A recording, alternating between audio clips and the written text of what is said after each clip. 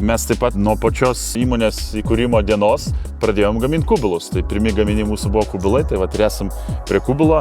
Jisai yra labai unikalus ir fainas. Manau, kad Sauliau tau pačiam irgi asmeniškai reikėtų turėti, arba bent jau įmonės teritorijai darbuotojus išmaudyti.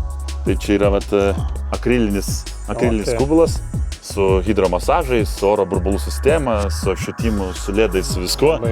Jo, tai su visais tais priedais. Marmurinė čia spalva vadinama ruda. Nu, tokia nematyta kažkaip, Naujas pakankamai čia mūsų toks produktas. Na ir nepaslaptis vėl, be Saurėstos negalim apsieiti. Ir čia turim krosneles, o kaminai yra Saurėstos gamybos. Dedamoji, taip. Čia tipinis kubilo kaminas, 2 metrai stogelis, nerūdėjantis plienas, kas čia yra faina, gražiai atrodo, jisai susimauna, tokį vientisumą turi. Taip, nėra tų kontelių didelių. Tai mes čia specialiai turim tokią įrangą gniuždymą, kur suspaudžia diametrą tam, kad sulystų vienas į kitą. Geras.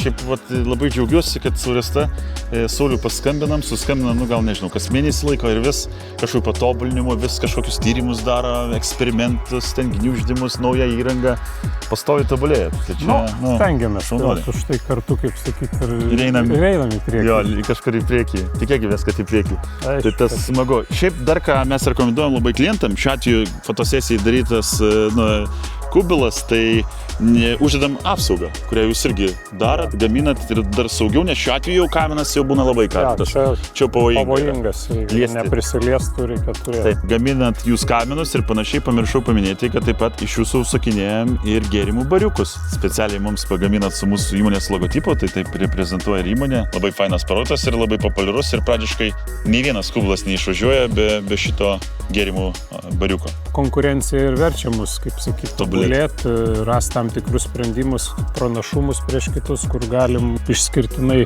mes tą pasiūlyti.